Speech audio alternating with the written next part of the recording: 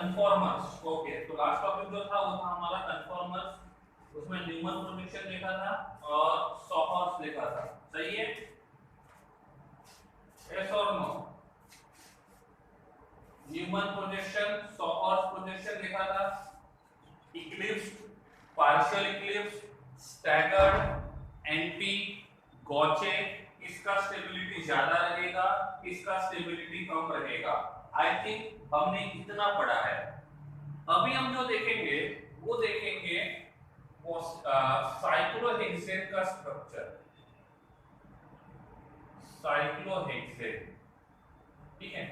अब दो स्ट्रक्चर में हमेशा कंफ्यूजन होता है। पहला स्ट्रक्चर, यहाँ पे मैंने ये 6 मेंबर्ड रिंग ड्रॉ किया है और इस 6 मेंबर्ड रिंग में alternate single bond double bond draw किया है। तो इफ किसी 6 मेंबर्ड रिंग में single bond double bond alternate होते हैं तो इस मॉलिक्यूल को हम बोलते हैं बेंजीन। क्या कहते हैं? बेंजीन।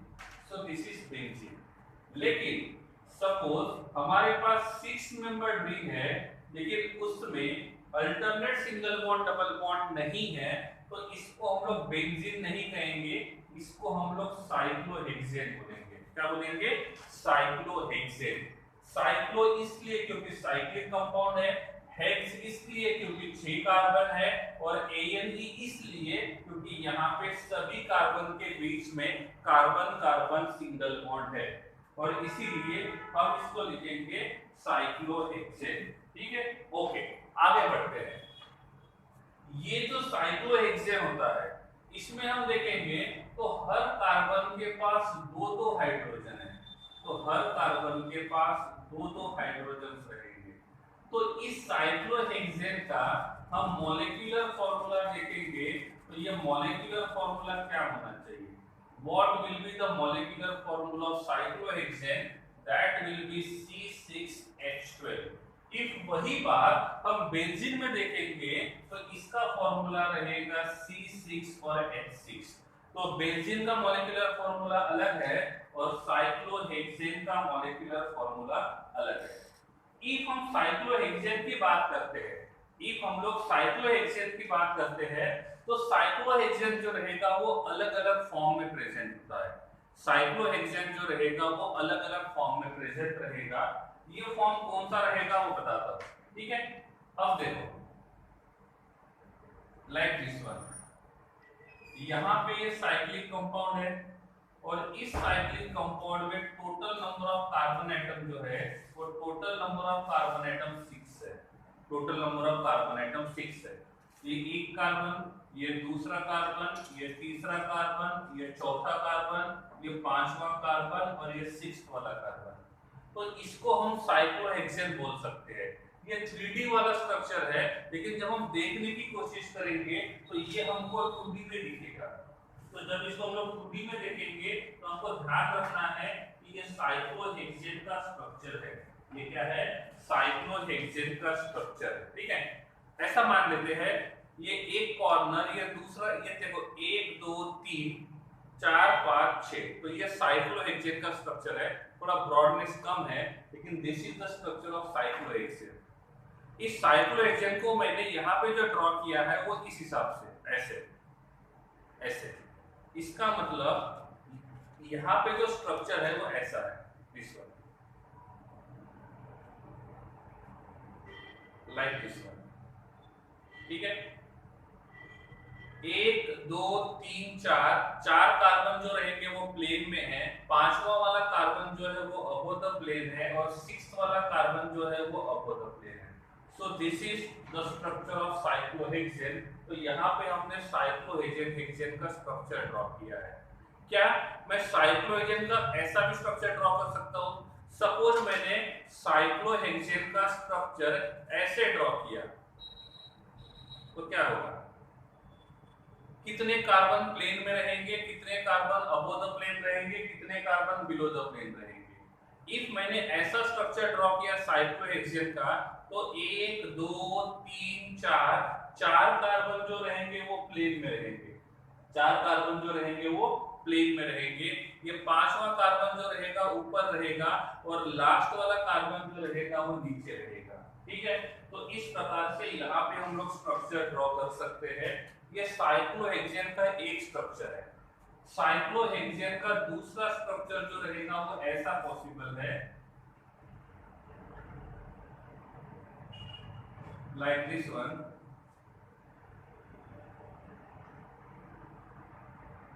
Like this one.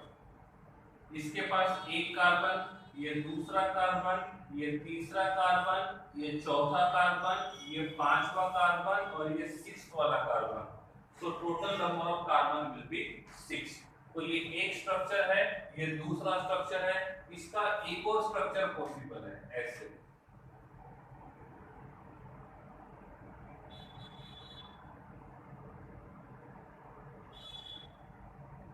ठीक है, इस प्रकार से।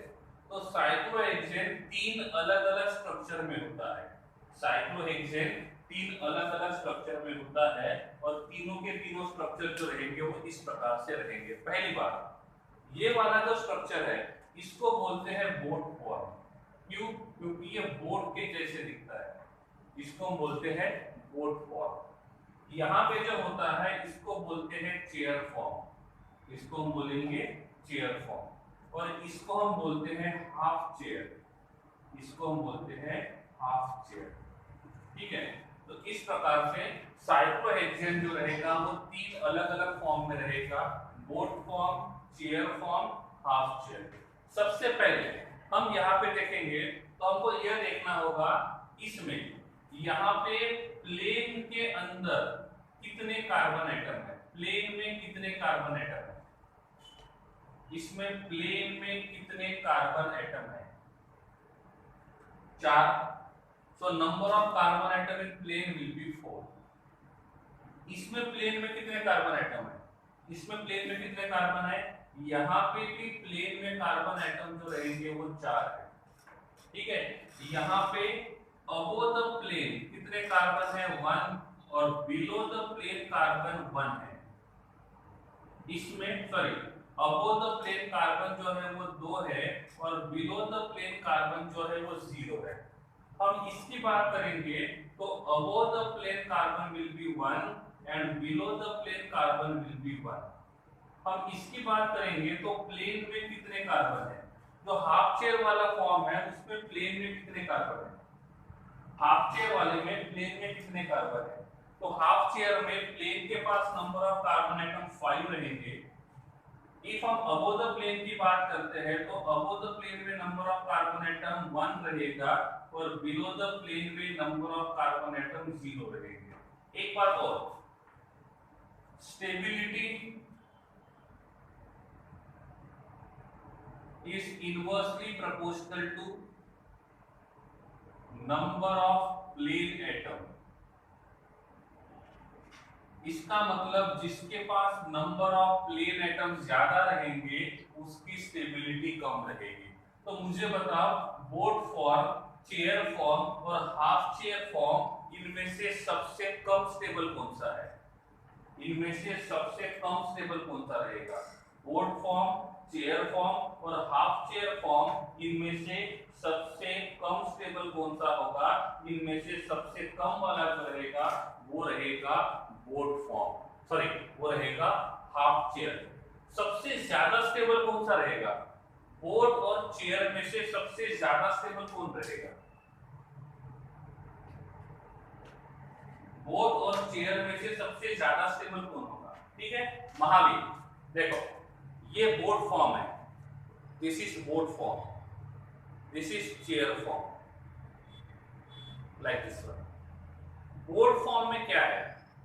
ये दोनों के दोनों जो ग्रुप है, ये दोनों के दोनों ग्रुप ऊपर है, ये दोनों के दोनों ग्रुप ऊपर है और जितने ये दोनों के दोनों ग्रुप अभी यहाँ कंडीशन 1 है तो इन दोनों के बीच का रिपल्शन देखना है जो अबोव द प्लेन है। अब आपको देखो अभी ऐसे था, अभी 4 एटम प्लेन में है और 2 एटम आउट ऑफ प्लेन है। 4 एटम प्लेन में है और 2 एटम आउट ऑफ प्लेन है।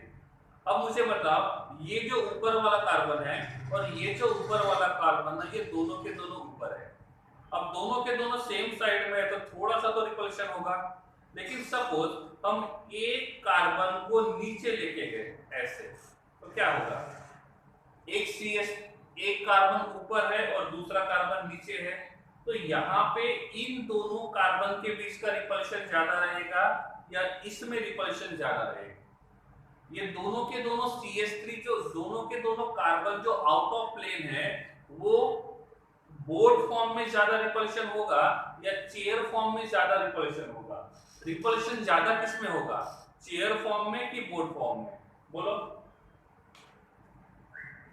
बोर्ड में रिपल्शन ज्यादा होगा, और बोर्ड में रिपल्शन ज्यादा होगा और इसीलिए बोर्ड जो रहेगा वो कम स्टेबल होगा।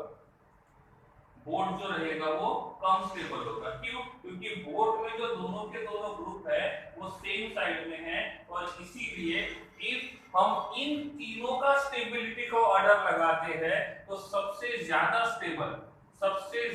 स्टेबल रहेगा चेयर, उससे कम स्टेबल रहेगा बोर्ड, और उससे कम स्टेबल रहेगा half chair. Is it correct?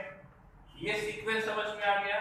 सबसे ज्यादा स्टेबल रहेगा चेयर और सबसे कम स्टेबल रहेगा half chair. Is it clear?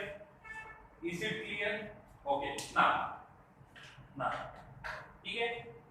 दिया, एक बार फिर से लॉगिन कर लो, देखते हैं क्लियर होता है। आई थिंक पानी बारिश की वजह से नेटवर्क इशू हो सकता है। दिया,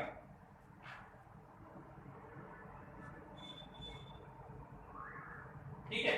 और एनर्जी और stability both are inversely proportional. तो इफ किसी का स्टेबिलिटी ज्यादा है, इसका मतलब उसका एनर्जी जो रहेगा वो कम रहेगा, ठीक है। तो stability and energy both are inversely proportional, ठीक है देवर्ष? ओके ना, अब मैंने पूछा क्या आपको बोट और ट्विस्टेड बोट का मतलब पता है? आपको बोट और ट्विस्टेड बोट का मतलब पता है? सपोज मैंने इसको बोट माना, तो इसको मैं ट्विस्टेड बोट मानूंगा। सो दिस इज बोट, आमने सामने। ट्विस्टेड में थोड़ा सा ट्विस्ट रहेगा। तो मुझे बताओ, ट्विस्टेड बोट, ये बोट है और ये ट्विस्टेड बोट है। देखो, बोट में क्या है, आमने सामने है, और ट्विस्टेड में ऐसा रहेगा। तो मुझे बताओ, ये बोट फॉर्म में ज्यादा रिपल्शन होगा या ट्विस्टेड बोट में ज्यादा होगा? बोट में ज्यादा रिपल्शन होगा या ट्विस्टेड बोट में? बोट में। इसका मतलब कि मैं आपको पूछता हूं, बोट में ज्यादा रिपल्शन होगा या ट्विस्टेड बोट में ज्यादा रिपल्शन होगा? तो बोट में रिपल्शन ज्यादा होगा, तो हम यहां पे लिख सकते हैं चेयर का स्टेबिलिटी सबसे ज्यादा, उसके बाद स्टेबिलिटी रहेगा ट्विस्टेड बोर्ड का, उसके बाद रहेगा बोर्ड का, और सबसे कम रहेगा हाफ चेयर का। So this is stability order, ठीक है। आपको एग्जाम में क्वेश्चन पूछा जाएगा कि चेयर और ट्विस्टेड बोर्ड में से किसका स्टेबिलिटी ज्यादा है, या तो चारों एक दिए जाएंगे और स्टेबिलिटी के ऑर्डर को आपको देखना होगा, ठीक है। तो स्टेबिलिटी देखो, ग्रेसी स्टेबिलिटी बोट में कम होगा, ट्विस्टेड बोट में ज्यादा होगा। क्यों? क्योंकि बोट में दोनों के दोनों कार्बन एग्जैक्टली अपोजिट है। ट्विस्टेड का मतलब थोड़ा साइड में चले गए, और थोड़ा साइड में चले गए तो इनके बीच का रिपल्शन जो रहेगा वो थोड़ा सा कम रहेगा, और इसीलिए बोट और ट्विस्टेड बोट में से ट्विस्टेड बोट का स्टेबिलिटी नॉर्मल बोट से ज्यादा रहेगा। क्लियर? ओके है?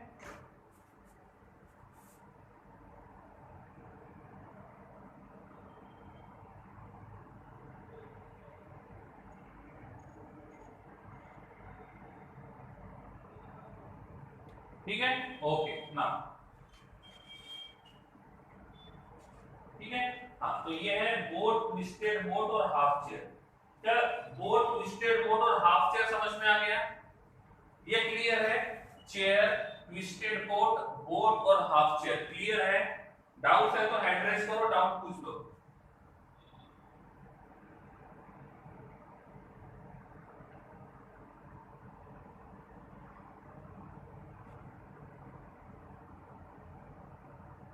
ओके ठीक है, चलिए।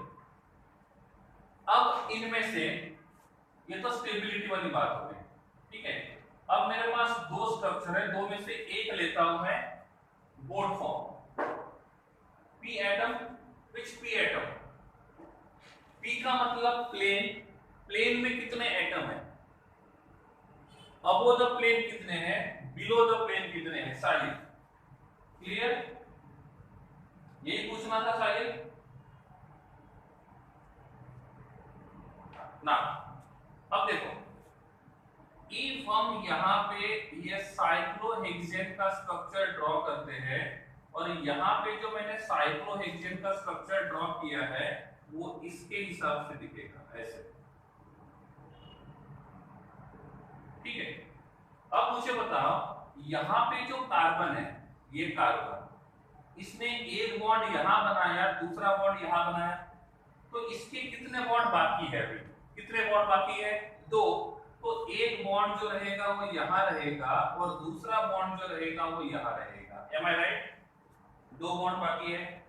अब इस कार्बन की बात करेंगे तो इस कार्बन में भी दो बॉन्ड बाकी है, एक बॉन्ड नीचे रहेगा, एक बॉन्ड इधर रहेगा।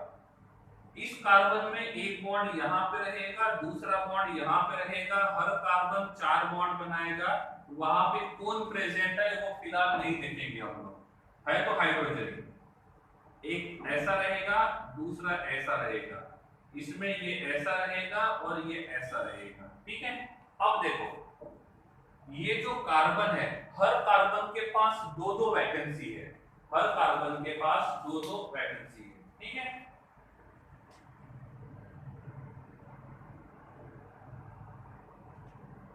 ठीक है, ओके। अरकान आपका क्वेश्चन समझ में नहीं आ रहा है, बोट में प्लेन एटम रिपीट करो, देखो अरकान ये हमारा बोट फॉर्म है, बोट फॉर्म, ठीक है। तो बोट फॉर्म में क्या हो रहा है, ये एक एटम अबव द प्लेन है, ये दूसरा भी अबव द प्लेन रहेगा, एक दो तीन चार ये एक ही प्लेन में है, और इसलिए बोर्ड में लिखा है कि ये दो और ये दो चार एटम प्लेन में हैं, ये अबव द प्लेन और ये बिलो द प्लेन, हर बार ओके ना। हम यहां पे थे, ठीक है। तो हर कार्बन के पास दो दो वैकेंसी है, दो दो बॉन्ड है, कुछ बॉन्ड जो है वो टॉप टू बॉटम जा रहे हैं, कुछ बॉन्ड जो है वो टॉप टू बॉटम जा रहे हैं और कुछ बॉन्ड जो है वो लेफ्ट टू राइट जा रहे हैं ऐसे। तो कुछ लाइंस वर्टिकल है और कुछ लाइंस जो रहेंगी वो हॉरिजॉन्टल है, ठीक है। जो वर्टिकल लाइन है, जो वर्टिकल लाइन है उसको कहा जाता है एक्सियल, वर्टिकल लाइन को कहा जाता है एक्सियल और हॉरिजॉन्टल लाइन को कहा जाता है इक्वेटोरियल। क्या कहा जाता है, इक्वेटोरियल, ठीक है। तो एग्जाम में क्वेश्चन पूछा जाएगा कि यहाँ पे जो ग्रुप अटैच्ड है वो एक्सियल पे है कि इक्वेटोरियल पे, ठीक है। तो मुझे बताओ ये वाली जो साइड है, इस लिंकेज को, इस साइड को मैं एक्सियल बोलूं कि इक्वेटोरियल बोलूं, क्या लगता है, ये वाली जो साइड है वो एक्सियल होगा कि इक्वेटोरियल होगा,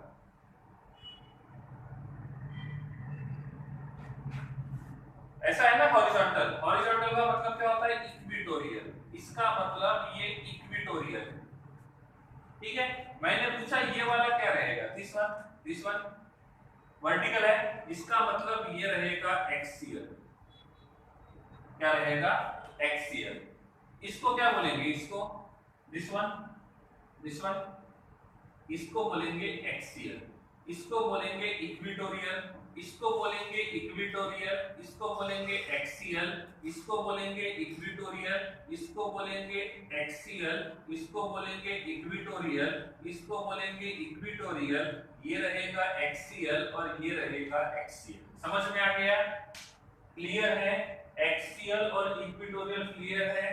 दूसरी बात, इक्वेटोरियल का स्टेबिलिटी ज्यादा होता है कंपेयर टू एक्सियल। क्यों होता है वो नहीं सोचना है, स्टेबिलिटी के हिसाब से देखोगे तो इक्वेटोरियल का स्टेबिलिटी ज्यादा होता है। तो इफ कहीं पे इक्वेटोरियल पे प्रेजेंट है कोई ग्रुप तो उसका स्टेबिलिटी ज्यादा रहेगा, और कोई एक्सियल पे प्रेजेंट रहेगा तो उसका स्टेबिलिटी कम रहेगा। एग्जांपल बताता हूं, यहां मैंने साइक्लोहेक्सेन का चेयर फॉर्म ड्रॉ किया, ऐसे साइक्लोहेक्सेन का चेयर फॉर्म ड्रॉ किया और यहाँ मैंने CH3 लगा दिया ऐसे।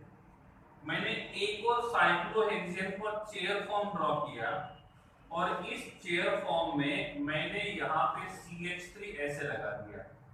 अब मुझे बताओ इस पहले वाले स्ट्रक्चर में जो CH3 है वो एक्सियल पे है कि इक्वेटोरियल पे है? ये पहले वाले मॉलिक्यूल में जो CH3 है वो एक्सियल पे है कि इक्वेटोरियल पे है? क्या लिखा हुआ है?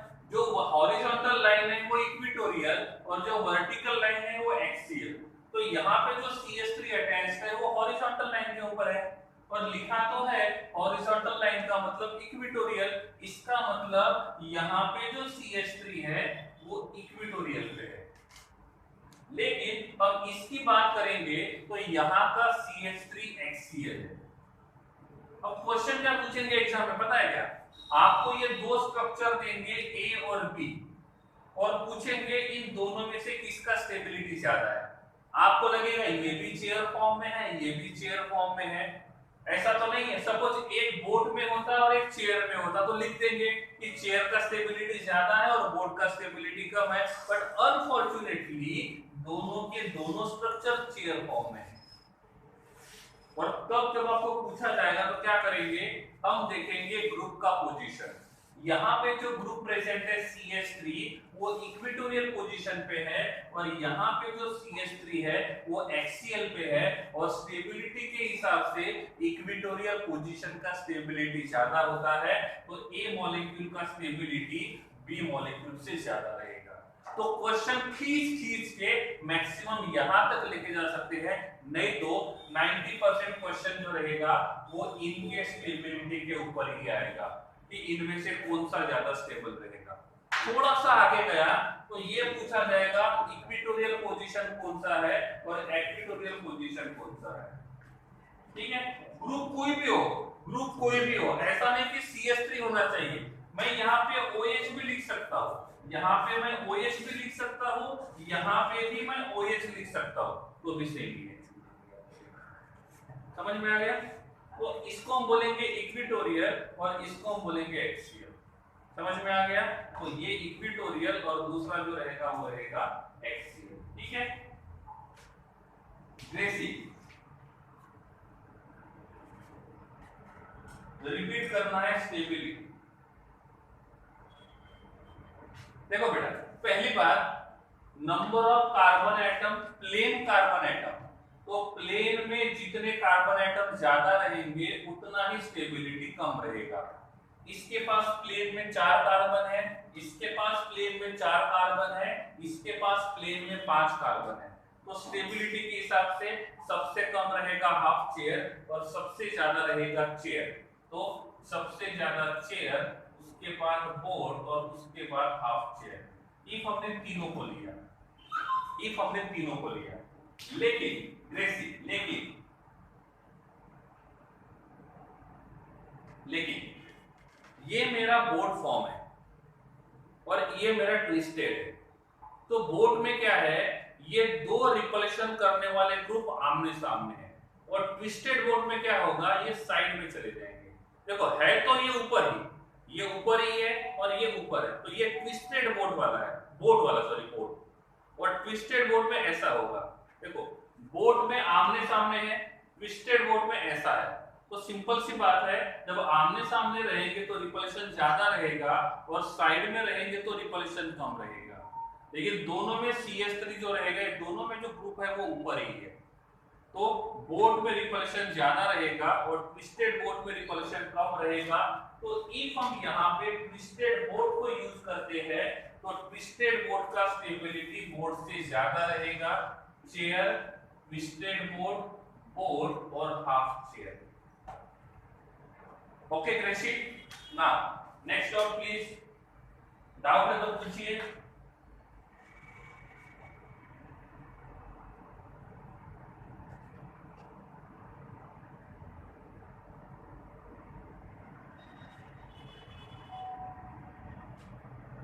Okay, no doubt, that's good.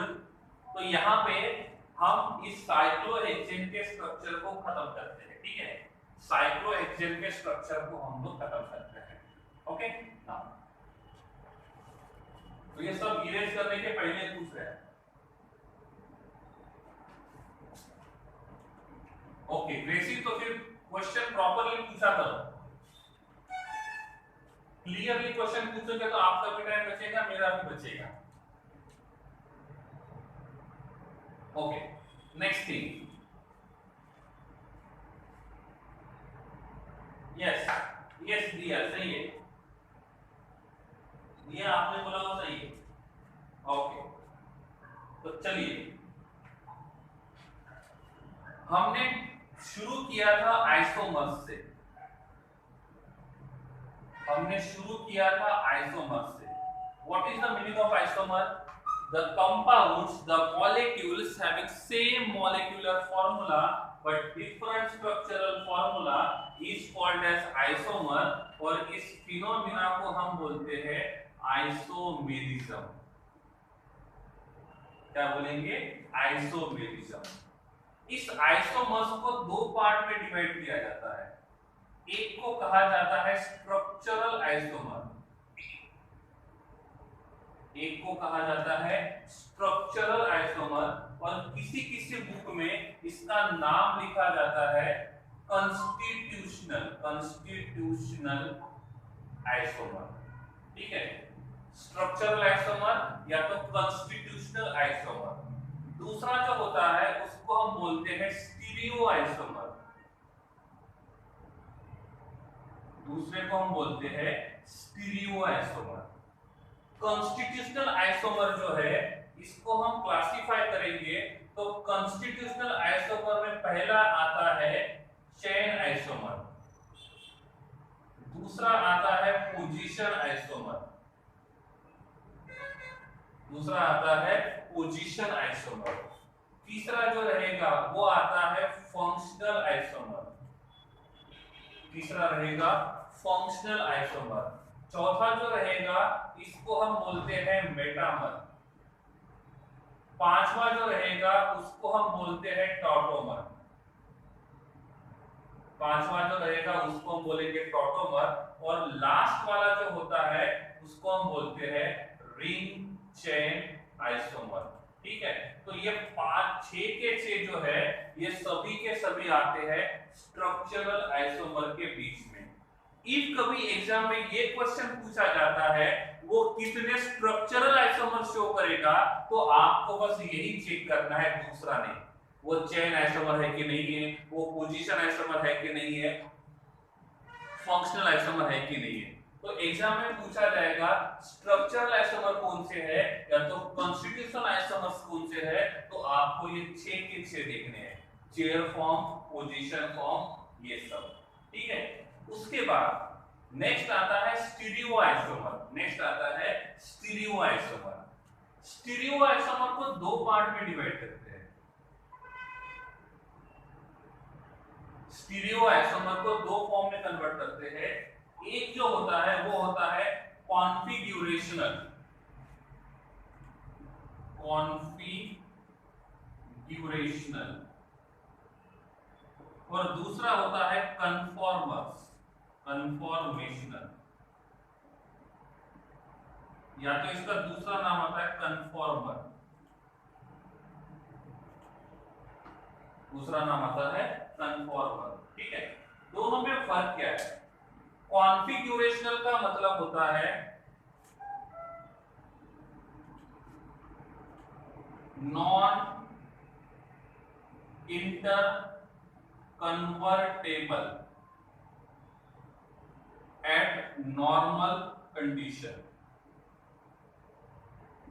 इसका मतलब नॉर्मल कंडीशन में वो एक आइसोमर से दूसरे आइसोमर में कन्वर्ट नहीं होगा।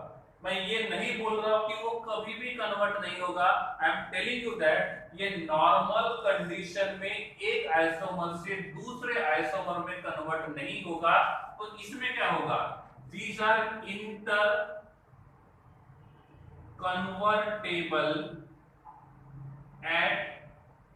interconvertible at normal condition। ये नॉर्मल कंडीशन पे इंटर कन्वर्टेबल रहेगा। ठीक है, ये नॉर्मल कंडीशन में है वो।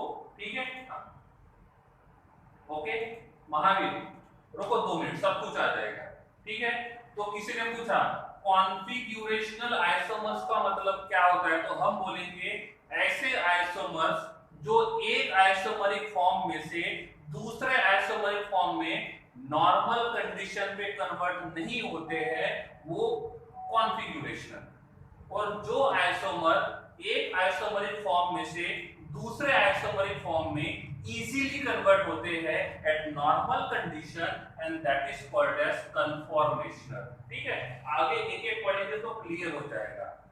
ये जो कॉन्फिग्यूरेशनल है, ये जो कॉन्फिग्यूरेशनल है, इसको 2 पार्ट में डिवाइड करते हैं। एक को हम बोलते हैं जियोमेट्रिकल आइसोमर और दूसरे को हम बोलते हैं ऑप्टिकल आइसोमर। क्या बोला मैंने?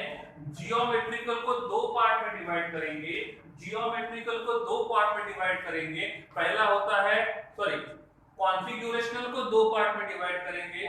First one will be geometrical and second will be optical. हम जियोमेट्रिकल की बात करेंगे तो जियोमेट्रिकल में सबसे पहले आता है सिस और ट्रांस। ये हमने पढ़ा था। मल्टीपल बॉन्ड, डबल बॉन्ड में सेम ग्रुप सेम साइड में है तो सिस, सेम ग्रुप अपोजिट साइड में रहेंगे तो ट्रांस। सिस का ट्रांस नॉर्मल कंडीशन में कन्वर्ट नहीं करेंगे। सिस रहेगा तो सिस ही मिलेगा, ट्रांस रहेगा तो ट्रांस ही रहेगा। सिस को ट्रांस में या तो ट्रांस को सिस में हम कन्वर्ट नहीं कर सकते हैं। इसका मतलब it is non inter convertible eight normal condition, और इसीलिए हमने इसको कॉन्फिगरेशनल बोला है। दूसरा जो आता है वो आता है ZE। ये भी हमने पढ़ा था, सेम प्रोबेबिलिटी ग्रुप और प्रेजेंट ऑन सेम साइड, तो Z अपोजिट में रहेगा तो E। नॉर्मली टेक्स्ट बुक में ZE लिखा जाता, EZ लिखा जाता है, लेकिन मैं ZE बोल रहा हूं। क्यों? क्योंकि हमको सिस ट्रांस पता है, तो जैसे सिस ट्रांस होता है वैसे ही ZE होता है। सिस के जैसे Z, ट्रांस के जैसे E। तीसरा जो हमने यहाँ पे पढ़ा था, ये पढ़ा था सिन और एंटी। सिन और एंटी मैंने 2 तरीके के मॉलिक्यूल में बताया था। पहला जो मॉलिक्यूल था वो था ऑक्साइड, और दूसरा मॉलिक्यूल जो था ये था डायअज़ो मॉलिक्यूल। ठीक है, उनमें मैंने आपको कंडीशन लिख के दिया था, कौन सा रहेगा सिन और कौन सा रहेगा एंटी। ठीक है, ऑप्टिकल आइसोमर में हमने देखा था enantiomer, diastereomer, meso molecule, capital D capital L. उसके बाद हमने देखा था इरिथ्रो और थ्रियो। फिर हमने यहां पे देखा था इपीमर को। सही है, तो ये सभी के सभी जो है इनके पास कायरल सेंटर होता है, ये प्लेन ऑफ सिमेट्री शो नहीं करते हैं। इनमें से मेसो जो है वो plane of optical activity show नहीं करता है। इनमें से मेसो जो रहेगा वो ऑप्टिकल एक्टिविटी शो नहीं करेगा, बाकी के जो रहेंगे वो ऑप्टिकल एक्टिविटी को शो करते हैं। ठीक है, enantiomer non superimposable mirror image, non superimposable mirror image. ठीक है, डायस्टीरियोमर मिरर इमेज नहीं होगा। डीएल कैपिटल डीएल, अब इसमें स्मॉल डी स्मॉल एल भी पढ़ा। बॉटम मोस्ट कायरल कार्बन में OH या तो NH2 ग्रुप राइट साइड में होता है तो कैपिटल D, लेफ्ट साइड में रहेगा तो capital L। Erythro 2 chiral centre होने चाहिए, सेम ग्रुप सेम साइड में है तो इरिथ्रो, अपोजिट साइड में रहेगा तो थ्रियो। इपीमर 2 कंपाउंड को चेक करेंगे, सभी कार्बन का RS कॉन्फ़िगरेशन सेम रहेगा, और इसमें RS भी तो आएगा ना, RS। जिसका RS कॉन्फ़िगरेशन सेम है और एक ही कार्बन का RS कॉन्फ़िगरेशन डिफरेंट है तो वो इपीमर कहलाएगा। स्मॉल डी पीपीएल लाइट को क्लॉकवाइज डायरेक्शन में रोटेट करता है तो स्मॉल डी डेक्स्ट्रो, और पीपीएल लाइट को एंटी क्लॉकवाइज डायरेक्शन में रोटेट करता है तो लीवो स्मॉल एल। तो ये सभी के सभी आते हैं ऑप्टिकल आइसोमर में, ये सभी के सभी आते हैं ऑप्टिकल आइसोमर में। उसके बाद हम कन्फॉर्मेशनल में देखेंगे तो कन्फॉर्मेशनल में 2 आते हैं, एक आता है न्यूमन प्रोजेक्शन, एक आता है न्यूमन प्रोजेक्शन और दूसरा जो आता है ये आता है सॉहॉर्स प्रोजेक्शन। दूसरा आता है सॉहॉर्स प्रोजेक्शन। समझ में आ रहा है? ठीक है, तो ये okay. Mahavir, capital D capital L, bottom most chiral carbon में OH या तो NH2 ग्रुप राइट साइड में रहेगा तो कैपिटल डी और लेफ्ट साइड में रहेगा तो कैपिटल एल। कोई भी मॉलिक्यूल या सॉल्यूशन पीपीएल लाइट को क्लॉकवाइज रोटेट करेगा तो स्मॉल डी और एंटी क्लॉकवाइज रोटेट करेगा तो स्मॉल एल। ठीक है, तो ये सभी के सभी हमने इस चैप्टर में पढ़ लिए हैं। तो यहाँ पे हमारा आइसोमर आइसोमेरिज्म का टॉपिक खत्म होता है। मैंने आपको बोला था ये जो चैप्टर चल रहा है वो 3 पार्ट में है। IUPAC नोमेनक्लेचर, दूसरा आइसोमर और तीसरा GOC। IUPAC खत्म, आइसोमर खत्म, GOC बाकी है। नेक्स्ट लेक्चर में हम GOC पढ़ेंगे। इनमें से सब कुछ पढ़ चुका है, हमने सब पढ़ा है, लेकिन ये सब नाम मैंने आपको पहले नहीं बताए थे। पहले मैंने टॉपिक को कवर किया और पूरा टॉपिक कवर होने के बाद ये हमने यहाँ पे देख लिया है। स्क्रीनशॉट निकाल लो, इनमें से कुछ नहीं समझाए तो पूछो। ये वो है जो हमने अभी तक आइसोमर्स में पढ़ा है, इतना ही पढ़ा है, लेकिन इतना पढ़ने के लिए इतना ज्यादा टाइम लगा है। तो एक बार देख लो, कुछ डाउट्स है तो पूछो, स्क्रीनशॉट निकाल लो।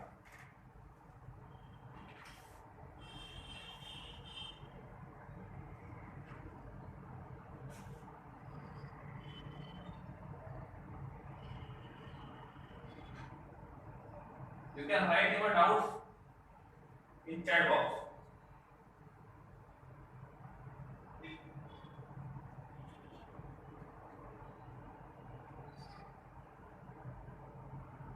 इनैंशियोमर, इनैंशियोमर का मतलब होता है दो मॉलिक्यूल जो एक दूसरे के मिरर इमेज तो है, लेकिन उनका मिरर इमेज सुपर इम्पोसिबल नहीं है, non super impossible mirror image. If आप उस दिन के लेक्चर में प्रेजेंट नहीं थे तो आप टी स्कूल में एक बार एप्लीकेशन में देख लो, इनैंशियोमर समझ में आ जाएगा। क्योंकि इनैंशियोमर को रिपीट करने के लिए मिरर इमेज से पढ़ाना पड़ेगा, क्योंकि यहाँ पॉसिबल नहीं है। ये उस दिन आप एब्सेंट थे तो आप टी स्कूल में देख सकते हो। ठीक है, ओके। मेसो क्यों नहीं करता है? मेसो इसलिए नहीं करता है क्योंकि ऑप्टिकल एक्टिविटी के लिए प्लेन ऑफ सिमेट्री शो नहीं करने चाहिए, लेकिन मेसो जो है वो प्लेन ऑफ सिमेट्री शो करता है। देवर्ष, मेसो जो है वो प्लेन ऑफ सिमेट्री शो करता है, इसलिए।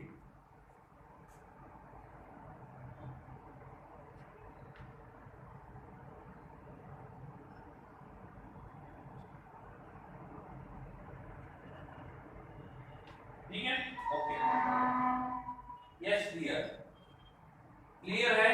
और कोई डाउट है तो पूछो। तो ये है हमारा पूरा का पूरा आइसोमर। सपोज कभी उन्होंने पूछा, उन्होंने बोला जियोमेट्रिकल आइसोमर बोला तो ये ढूंढेंगे। क्वेश्चन प्रॉपर्ली पढ़ना। आइसोमर्स ओनली आइसोमर्स बोला है तो स्ट्रक्चरल भी आएंगे, जियोमेट्रिकल भी आएंगे, ऑप्टिकल भी आएंगे और ये भी आएगा। स्पेसिफाई किया है ओनली ऑप्टिकल तो ये, ओनली जियोमेट्रिकल तो ये, ओनली स्ट्रक्चरल तो ये, that's it.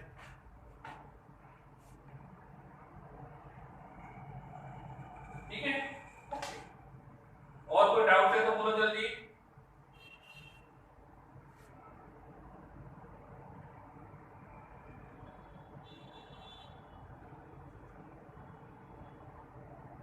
I am waiting.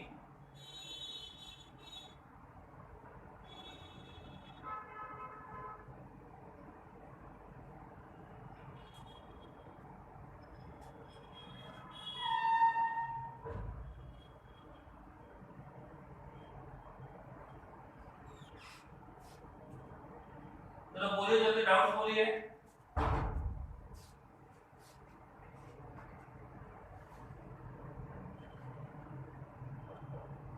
ठीक है,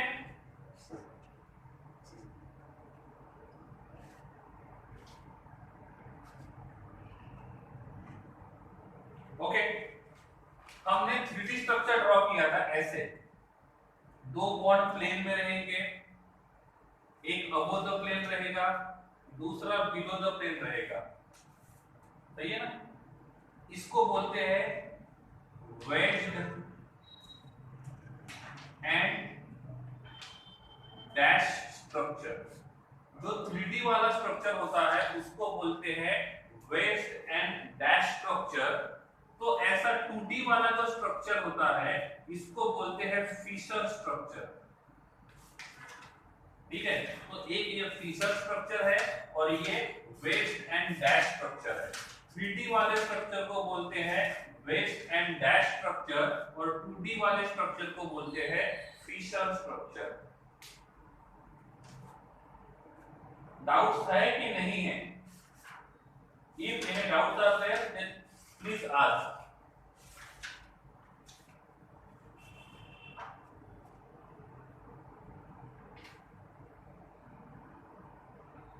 साहिल, दीक्षिता, अरकान, आशीष, विनय, ध्रुव, आयुषी, अंकिता, ऋषि, डाउट्स बोलिए। चिराग, दिया, अमी, हिमाद्री, डाउट्स बोलिए। प्रियांश, राज, ध्रुव, देव, ऋषभ, विश्वा, जय, दिशा, तेजल, दिव्या, देसी, आयुषी, बोलिए जल्दी, डाउट्स बोलिए। प्रियांश, आदित्य राज,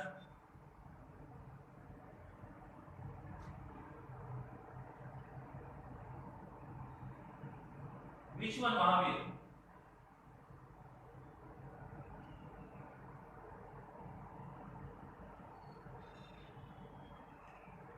कहां पे Mahavir?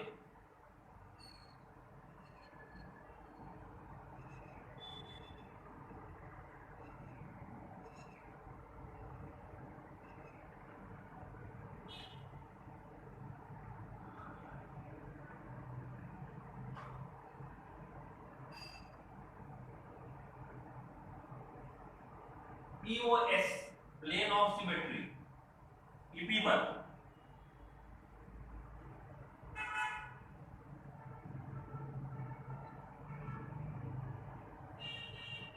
Okay,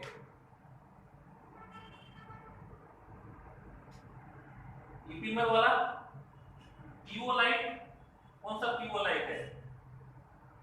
plane of symmetry होगा वो, plane of symmetry. Meso, meso, that is meso. Sahil, sorry, Mahavir, meso. Fischer, Fischer का मतलब होता है जो 2D वाला स्ट्रक्चर होता है, ऐसे ऐसे 2D वाले स्ट्रक्चर देखे थे हमने आरएस में। जब हमने आरएस पढ़ा था तो ऐसा 2D वाला स्ट्रक्चर ड्रॉ किया था, और ऐसे 2D वाले स्ट्रक्चर को बोलते हैं फिशर स्ट्रक्चर। इसको बोलते हैं फिशर स्ट्रक्चर, फिशर।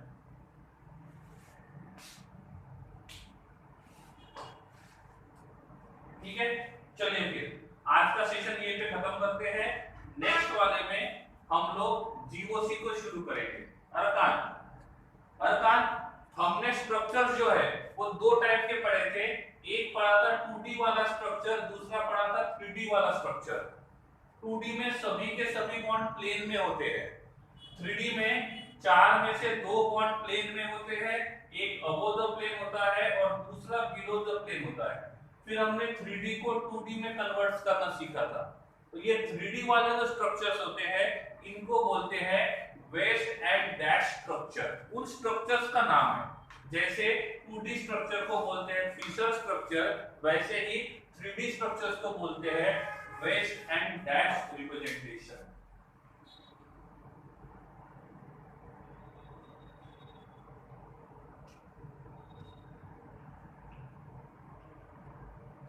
ठीक है, अरकान,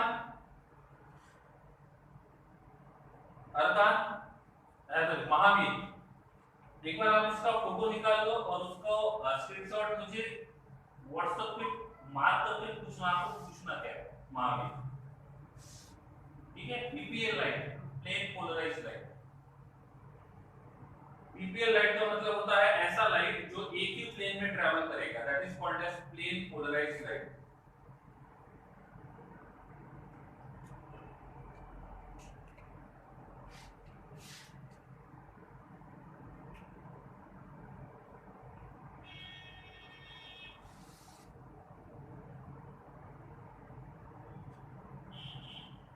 ठीक है, ओके। इफ किसी के डाउट्स अभी भी बाकी होंगे तो आप व्हाट्सएप के ऊपर पूछ लेना है। आज का सेशन हम यहीं पे एंड करते हैं, ठीक है। Thank you. जैसे व्हाट्सएप के ऊपर पूछ लो, ठीक है। यहाँ पे मुझे समझ में नहीं आ रहा, ठीक है।